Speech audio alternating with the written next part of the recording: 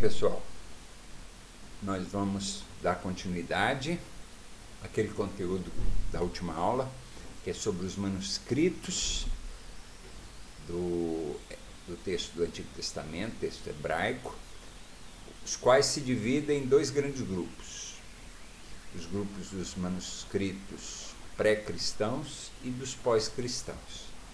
E eu comecei falando dos manuscritos pré-cristãos, que são as descobertas das cavernas do Mar Morto, né?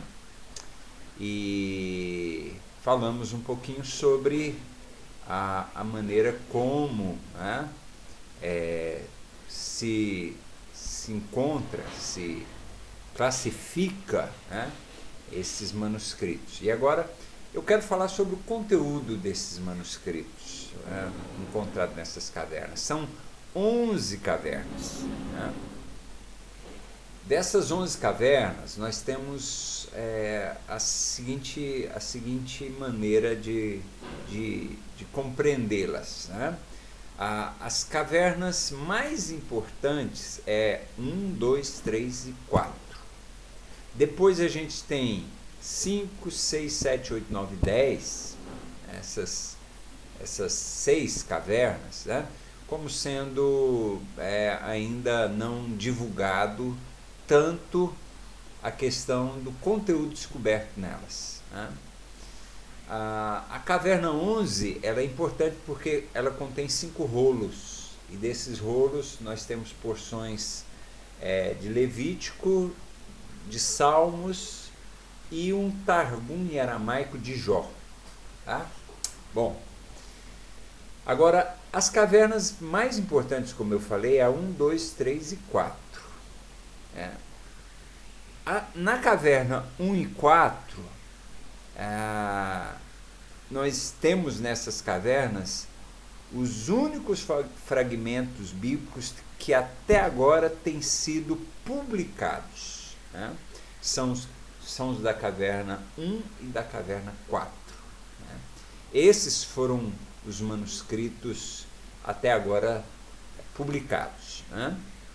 Milhares desses manuscritos, né, foram retirados, na sua grande maioria, da caverna de número 4. Cerca de 380 fragmentos de manuscritos diferentes, né, identificados aí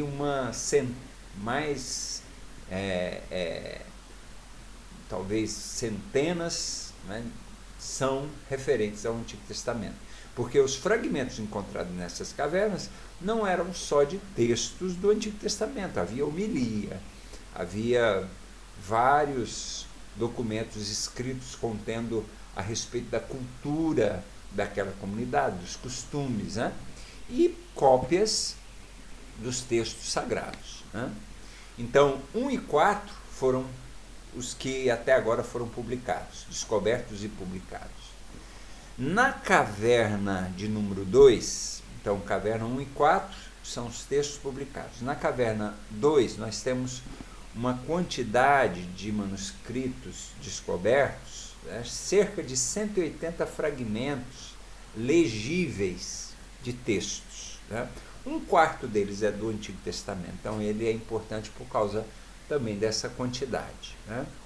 Então caverna 1 e 4 são os que 380 só na caverna de número 4, e são os que foram publicados. Na caverna de número 2, 180 manuscritos, né, que foram descobertos lá, e um quarto deles do Antigo Testamento.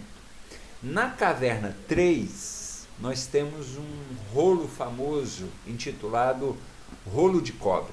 É uma espécie de um inventário de textos, né, sagrados, textos das Escrituras, né, vários fragmentos, né?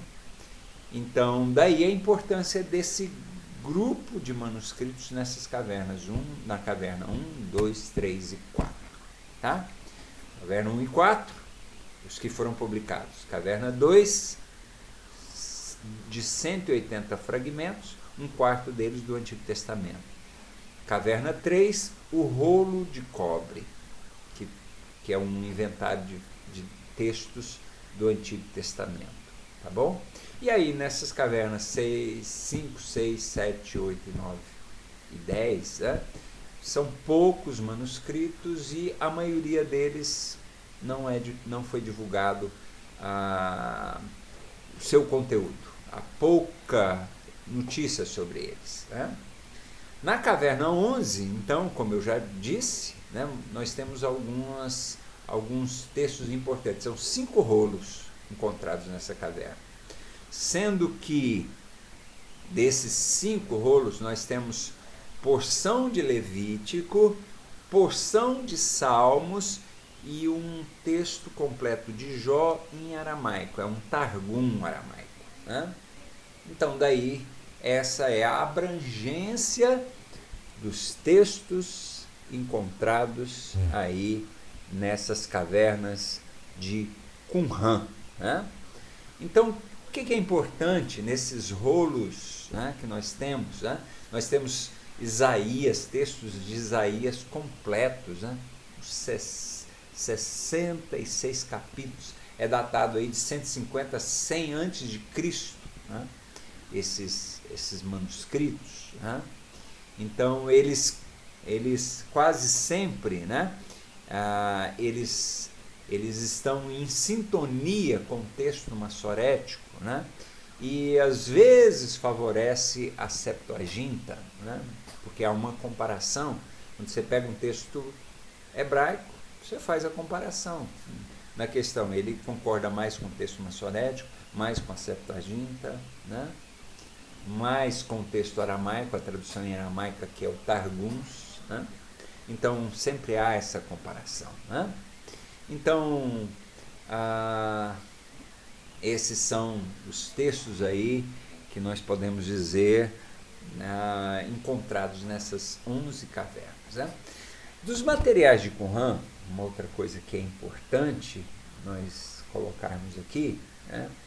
Os materiais de Qumran, eles indicam a presença de 3 grandes famílias de manuscritos, né, que deram ensejo depois. Essas famílias de manuscritos, segundo os estudiosos, elas formaram, né, contribuíram, melhor dizendo, para a formação dos textos, das cópias que nós temos hoje, do texto principal, né? Então nós temos, são todos eles pré, né? Então é o pré-massorético, é o texto pré-septuaginta e pré-samaritano. Eu vou explicá-los aqui, né? Os textos pré-massoréticos, essa família de textos, né, ela deriva, a família da qual se deriva, né, o texto hebraico que hoje nós conhecemos, né?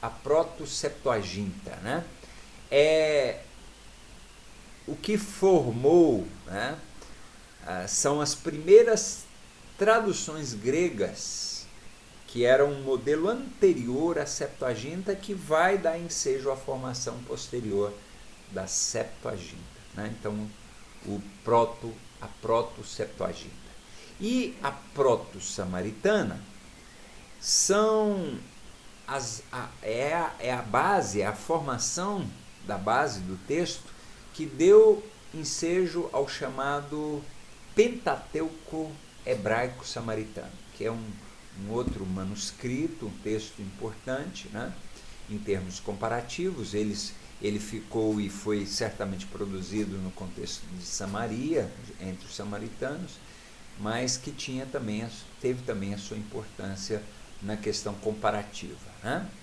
Então, aqui a gente deve olhar o seguinte: nós devemos entender que a existência dessas famílias, né, não massoréticas de manuscritos não indica necessariamente que a proto-massorética não seja a tradição textual mais pura de todas elas. É considerada a mais pura, né? Nada há nas descobertas, que nós estamos falando aqui dos textos descobertos, né, aí que foram feitos, né, antes da era cristã, né, produzidos, mas eles só foram descobertos posteriormente, em 1945. Então, nada há nas descobertas das cavernas de Qumran que seja um desafio à exatidão do texto maçorético, do texto preservado, né, que deu ensejo aí ao texto aceito pela Bíblia hebraica. Ok? Muito bem.